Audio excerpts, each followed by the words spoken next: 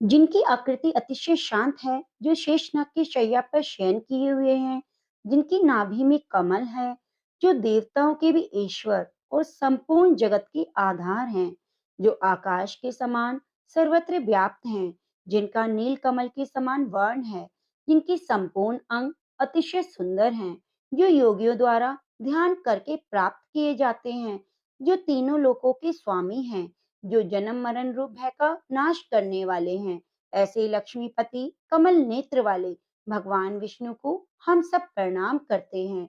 जय श्री कृष्णा, राधे राधे। ओम नमः शिवाय। प्रिय मित्रों, आज हम रसपान करेंगे माघ मास महात्म्यम का अध्याय 5 और 6। आप इन कथाओं को पूरी श्रद्धा के साथ पूरा अवश्य सुने और कथा शुरू करने से पहले कमेंट बॉक्स में ओम नमो भगवते वासुदेवाय नमः जरूर लिखिए। दत्तात्रेय जी कहते हैं, हे राजन, एक प्राचीन इतिहास कहता हूँ। भृगुवंश में ऋषिका नाम की एक ब्राह्मणी थी, जो बाल्यकाल में ही विधवा हो गई।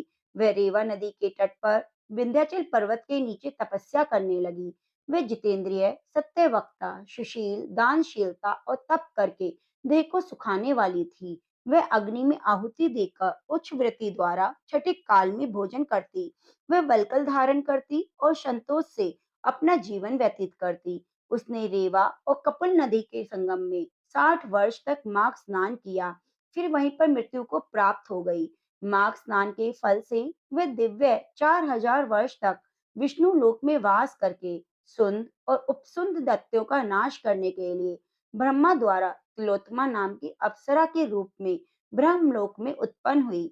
वह अत्यंत रूपवती, गान विद्या में प्रवीण, मुकुट कुंडल से शोभायमान थी। उसका रूप, यौवन, सौंदर्य देखकर ब्रह्मा जी भी चकित हो गए। वह तिलोत्तमा रेवा नदी के पवित्र जल में स्नान करके वन में बैठी थी। तब सुंद उपसुंद के सैनिकों ने चंद्रमा के समान उस रूपवती को देखकर अपने राजा सुंद और उपसुंद से उसके रूप की शोभा का वर्णन किया और कहने लगे कि कामदेव को लज्जित करने वाली ऐसी परम सुंदरी स्त्री हमने कभी नहीं देखी। आप भी चलकर देखें। तब वे दोनों मदिरा के पात्र रखकर वहां आए, जहां पर वह सुंदरी बैठी थी, और मदिरा के पान विहल होकर काम क्रीड़ा से पीड़ित हुए दोनों ही आपस में उस स्त्री रत्न को पाने के लिए विवादग्रस्त हुए और फिर आपस में युद्ध करते हुए वहीं समाप्त हो गए। उन दोनों का मरा हुआ देखकर उनके सैनिकों में बड़ा कोलाहल मच गया। तब तिलोत्तमा काल रात्रि के समान उनको पर्वत से गिराती हुई दसों दिशाओं को प्रकाशमान करती हुई आकाश में चली गई। देव कार्य सिद्ध करके ब्रह्मा के सामने आई तो ब्रह्मा जी ने प्रसन्नता से कहा, हे चंद्रवती, मैंने तुमको सूर्य के रथ पर स्थान दिया। जब तक आकाश में सूर्य स्थित है, नाना प्रकार के भोगों को भोगो। सो हे राजन, वह ब्राह्मणी अब भी सूर्य के रथ पर माघ मास स्नान के उत्तम भोगों को भोग रही है। इसलिए श्रद्धावान पुरुषों को उत्तम गति पाने के लिए यत्न के साथ माघ मास का स्नान विधि पूर्वक करना चाहिए। प्रेम से बोलिए ओम नमो भगवते वासुदेवाय नमः। पूर्व समय में सतयुग के उत्तम निषेध नामक नगर में हेम कुंडल नाम वाला कुबेर के सदृश धनी वैश्य रहता था, जो कुलीन, अच्छे काम करने वाला, देवता अग्नि और ब्राह्मण की पूजा करने वाला, खेती का काम करता था। वह गो, घोड़े, भैंस आदि का पालन करता, दूध, दही, छाछ, गोबर, घास, गुड़, चीनी आदि अनेक वस्तु बेचा करता, जिससे उसने बहुत सा धन इकट्ठा कर लिया। जब वह बूढ़ा हो गया तो मृत्यु को निकट समझकर उसने धर्म के कार्य करने प्रारंभ कर दिए।